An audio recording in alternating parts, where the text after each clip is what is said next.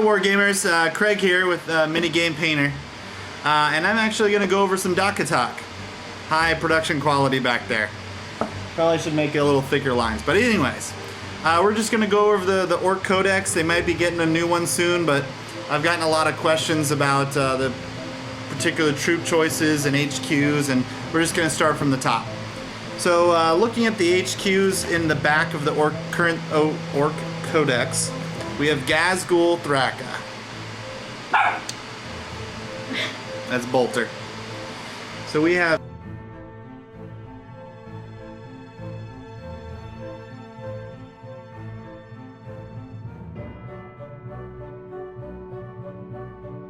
the biggest, the baddest of all the HQs, and out of every Ork. He's the Mega Commander. He's in Mega Armor. He's extremely strong. He's the man. He even comes with a special log that allows all the armor saves to become invulnerable saves for him. So he'll have a 2-up invulnerable when he calls his log. Obviously after the second turn. And that's not in combination of anything, but it's just, it replaces the existing one. He's crazy strong. He's got 2-up armor. He's got, what? 6, 7. I think he's got like 7 or 8 attacks on the charge. He's a monster. And he's, of course, got a power claw, so he's going to be strength 10. His strength, his base is 5. I don't know why they ever even have it on there, because he always has his power claw that doubles his strength. So he's a big one. I use him a lot. He's very good. Mostly I would say 1,500 points and up. You're kind of pushing it. He is 225 points, which is like a whole squad of boys with upgrades and knobs and everything. He's 225 points. He's pretty expensive, but he's throw him in a truck with probably about 3 to 4 mega knobs, and him and his little squad will just destroy everything. Also, he makes mega knobs and knobs troop choice. So not only can his little squad destroy everything, they can really hold a good objective all the time. If you do mega knobs, I usually do at least 3 or 4 mega knobs with him. It's a 2-up, possible invulnerable with 2-up. He can really just sit on an important objective or a choke point or something like that. I pretty much all the time I will run him in a battle wagon or a truck. He is slow, so him and his mega knobs need to get into battle pretty quickly. So what I'll do is I'll throw him in a truck and just flat out the truck as much as possible, get into their deployment zone. Who cares if they blow up the truck the next turn? You got mega knob, armor, you got a truck as an additional save essentially, because they have to blow up the truck to even get to you. And then if they blow up the truck, you're sitting in a crater, so you have an invulnerable, or not an invulnerable save, but a cover save. So he's very good. The only option he comes with is ammo runs. I wouldn't run any. I've never ran an ammo run with him. Just him by himself is well worth it. The next HQ I'm going to talk about is Mad Doc Grotznik. He's 160 points. I think I've only used him once. I've maybe used it as like a war boss or a pain boy or something as a proxy. I don't have his model. Probably don't plan on getting it unless he becomes a little cheaper in the new codex. 160 points. I mean, that's a lot. He does have the benefit of making an additional unit have cyborg bodies for 5 points. He's fearless. He's very strong. He'll be a, let's see, strength 9 with his claw. He does have the gives feel no pain. The only thing that's a downside aside with him, the only downside is that he has this 1 scalpel short of a meta pack or med pack. essentially that is that he's so crazy to fight that he at all times has to go as fast as possible, it says, fast as possible towards the nearest enemy, assaulting them if possible. And once he joins the group, he pretty much latches on to him and stays with him until he's the last man standing. So he does give Feel No Pain. I just don't, the one thing that makes him not worth it is this one scalpel short of a meta pack. So that means if he's in a truck, the truck's got to go as fast as possible. I'm assuming he has to run.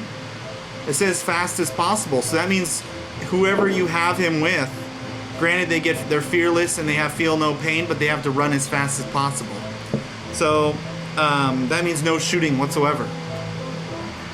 So the only thing I could see him doing is maybe being in a truck, perhaps with some knobs, or maybe even mega knobs. Giving mega knobs Feel No Pain would be, you know, a big benefit. And you know what? That would actually work.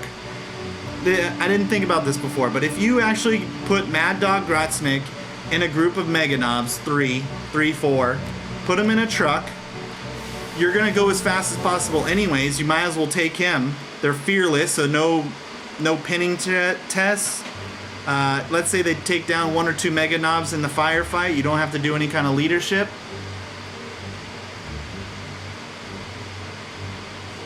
And he does have a power claw. So, and he has Feel No Pain. That's a big one. But still, 160 points. That's a lot. So we'll see what he has to do. Hopefully in the new codex it might make him a little cheaper. I do see the benefit, but maybe 130 points ish for Power Claw, Feel No Pain, and if they keep that where he has to run right at him, maybe about 130. If they get rid of that rule where you can control him however you want, I would say about 160 is fine. If I'd pay 160 for somebody I can control, Feel No Pain, and a Power Claw. And then I believe he has got, and he has a syringe too. So he's decent. Just that one little rule I don't like. All right, the third boy on the docket is Dakka. He's the war biker, war boss. I have yet to use him. I made up kind of like a cheesy, kind of like a placeholder model to just try them out. I don't really do the bikes with orcs. I think they're a little bit too expensive for what they do. The cover save is nice, but you can get a 5-up. But anyways, back to Dakka. He's 180 points. If you run bikes of any kind, he makes them troops, which is a big deal if you actually run the bike troop, have bikes. I don't have bikes, so he's not really useful to me, but he is extremely useful if you have bikes.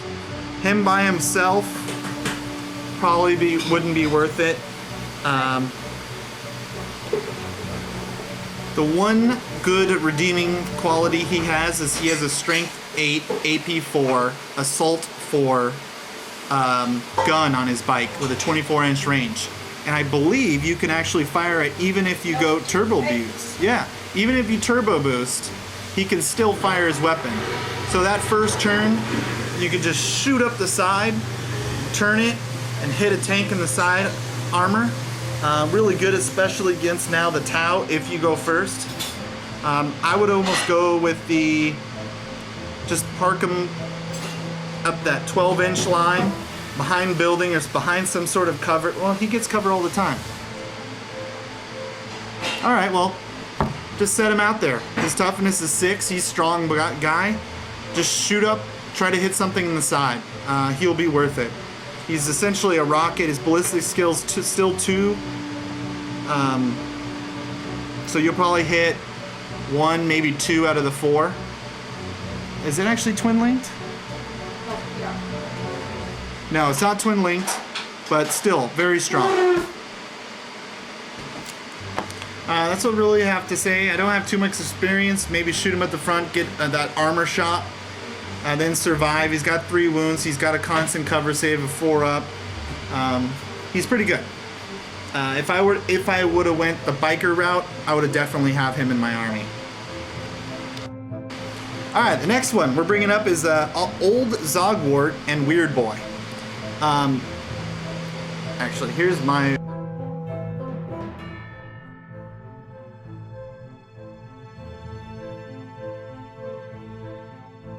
There he is. I love the model. Not a huge fan of the Weird Boy. He's a little too random. If you want to spend 55 to 85 points to just see what happens, he's your guy. Now, Old Zogwart, on the other hand, 145 points, pretty expensive. He doesn't have any upgrades. Couple things different between him and a Weird Boy. You're paying 145 points for a warp head. A weird boy is a warp head at 85 points.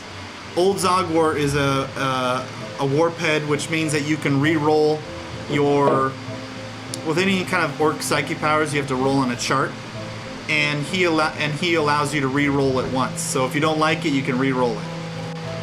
You pick an independent character within 18 inches. This could be anyone with instant that has. Now, I could be wrong, but I'm pretty sure that even people that have anything against instant death or eternal warrior or any kind of special stuff, 18 inches away, you do a roll off. So you essentially have a 50-50 chance.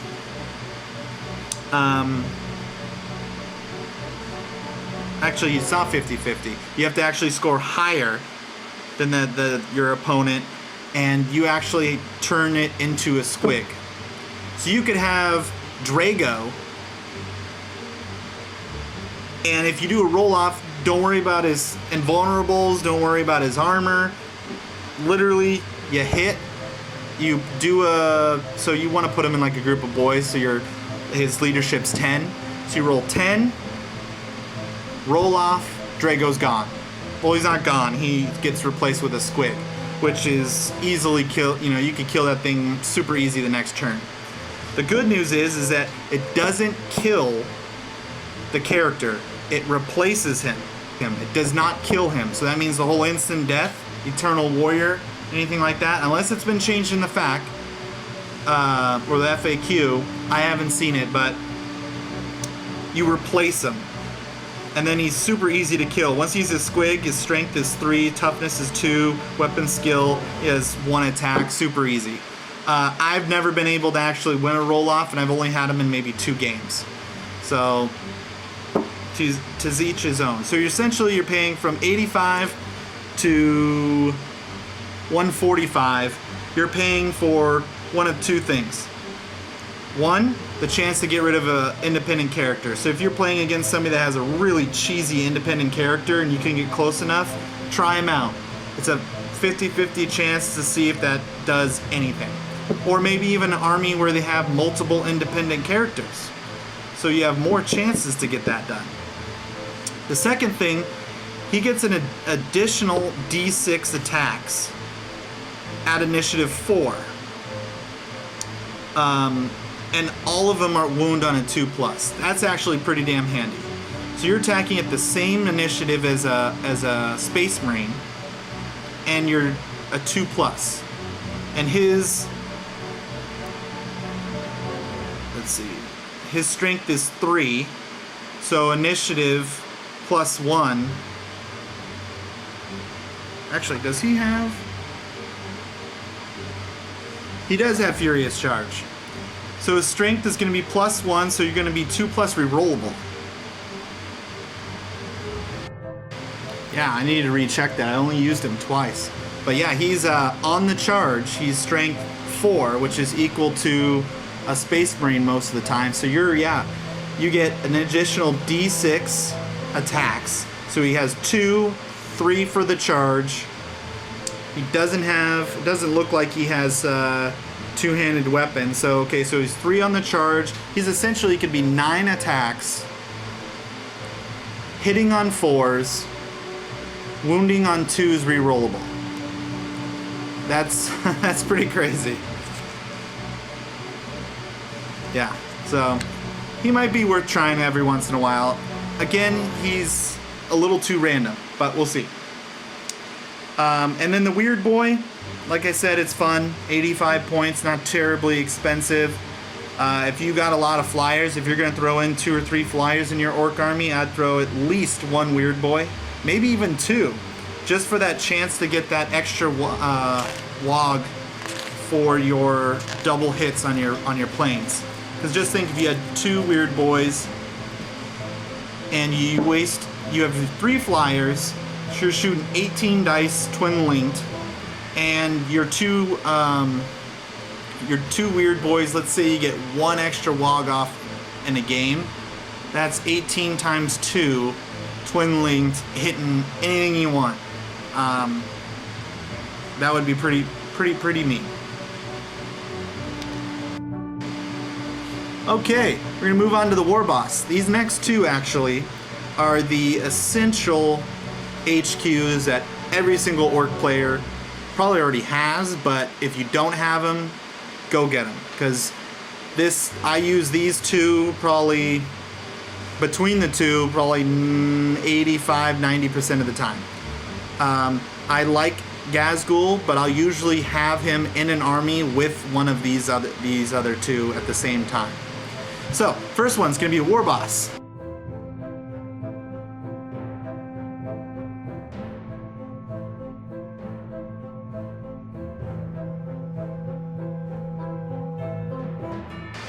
So he's 60 points.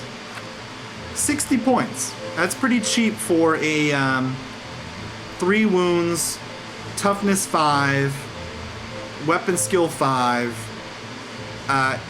pretty strong boss. His textbook gear, what he's got on him right now, is the Power Claw, 25 points. So now you're looking at 85 points for a really, really strong boss. Usually I run him with at least a boss pull, and depends if I have the mech or not. The big mech, I'll either run him with heavy armor or cyborg body. Most likely cyborg body. So 15 points on top of 85, looking at 100 points. 100 points for a very effective, strong war boss. His special is that he makes knobs and mega knobs and knobs troop choice as well. So again, lower point games, throw him in a mob with 30 boys, 20 boys, walk him up. He'll take care of business. Most of the time, throw him into a truck or a war boss with either knobs or mega knobs. At the lower point game, like I was telling you before, like under 1500, I'd throw a war boss in with maybe 3 or 4 mega knobs into a truck and have him be like the Gazgul example in that particular. He's super strong. Love him. I've never taken him in Warbike. You can put him in mega armor for 40 points. So now you're looking at about 125, 130, 140 points for a mega. So he's 145 point Gazgul. So I haven't really put him in mega armor very often. Actually, I don't think I've ever put him in mega armor. I just use him as is and put him behind the mega knobs and just hope it doesn't get through to him. I do put a combi scorch on him. That's always nice, especially when people try to counter your furious charge or anything. That wall of death. So, all right, the last one that we're going to talk about in the HQs is the big mech.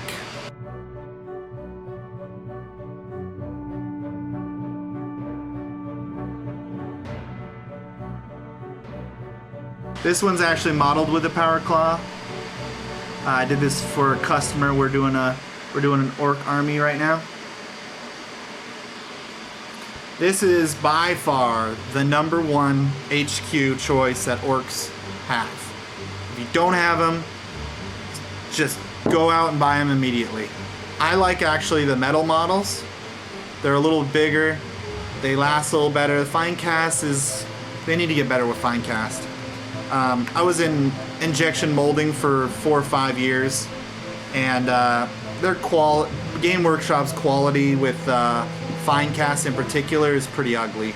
a lot of holes. The metal ones, I think they're better. This one actually has a plastic claw arm and everything else is metal. I think they just last longer. So anyways, Big Mech, 35 points. Basic. Pretty cheap. Then it gets to, it has a whole bunch of stuff. He's like the smart guy of the Ork army. He can pretty much do anything you want him to do. He's like the science guy. He can be the fighter. He can be the shooting, even though his ballistic skill isn't that great, but he has a couple of different guns he can do. Number one, you can do mega armor. Never done it. The two that I've been playing with, number one is the custom force field. Gives 5 within 6 inches. It gives the squad. It gives the squad 5 up cover. The squad. So that means if you had like a little trailing of like a couple boys to a huge group of guys over here, of like another 20 something, 25 boys over here. If this little trail of guys, Lady Mech likes to do this all the time. But she'll do a little trail, like a little, almost like a rat tail of boys to where they're within 6 inches of the Big Mech. And that essentially expands the entire force field to the entire squad. It's not 6 inches, it's a squad within 6 inches, which is huge because you could have a group of 30 boys spread out over, I mean, half the board, 24 inches, and everyone gets a cover save. I mean, that's huge. Typically, I run a Big Mech with force field, cyborg, and a boss pull. And usually I'll put him in a group of boys and get rid of the knob, because he'll be that knob. Or I'll throw a knob in there with no power claw, no boss pull, just kind of just a sergeant to be there. So if I do get challenged, I can accept with the knob and have him killed, and have the Big Mech actually still hit the squad that they're assaulting. So that's actually, that's the one thing that sucks about Orks, is the whole challenges. It really targets the power claw and gets them kind of out of business, because a knob is, what, 16 plus 25, so 25, 35, 41 points is a knob. Well, actually 46 points with a boss pull. So your sergeant in a group of boys is 46 points, where a regular boy is only 6 points. It's pretty important. So he has a whole slew of stuff, but that's usually what I do. If I wanted to spend the extra 15 points for an attack squig for one more attack, I would, at a higher, maybe over 1,500 point game. Combi Scorch is very useful. Again, combi weapons for Orks throw out everything except for a combi Scorcha. Their ballistic skill is not good enough for a combi rocket. A 33% chance to actually hit, and then a 1 in 6, or no, a 5 in 6 chance of actually wounding is too much risk for 5 points. I'd rather put in a combi Scorcher where you get the wall of death, or you get a strength 5 template on anybody that you hit. And if he's in a truck and they assault the truck, it's open top, so you can do a wall of death out of the truck. So that's pretty nice. Heavy armor, cyborg armor, or cyborg body, sorry, play with those. Ammo runt, no. Bike, again, I don't do bikes, but I could see the benefit of having them with a custom force field on a bike. Actually, no, you can't do both. You can only do one. He'd be too expensive anyways. But that's my take on HQs. So number one is Big Mech custom force field power claw. Number 2, War Boss. That's pretty standard. Number 3 would be Gazgul for a little bit higher games. Kind of pushing it at 1,250. The only reason to go from a 1,000 point game to 1,250 would be to add Gazgul. Anything under 1,500 points, I'd probably do a War Boss and Mega Armor with a Power Claw and just kind of almost make him look like Gazgul. You'll save 100 points by doing that. Number 4 would be Weird Boy with the Warp Head or Old Zogwart. That would be like Big Mech custom force field, War Boss, Gazgul right next to it, and then like way down the road, if you want some fun, I would do a Weird Boy or a big mech with the shock attack gun. Both of those are extremely random, can be extremely effective, but it's just how the dice is rolling that day. That's it for HQs. I'll come back and we'll go over the elites. All right? Happy wargaming.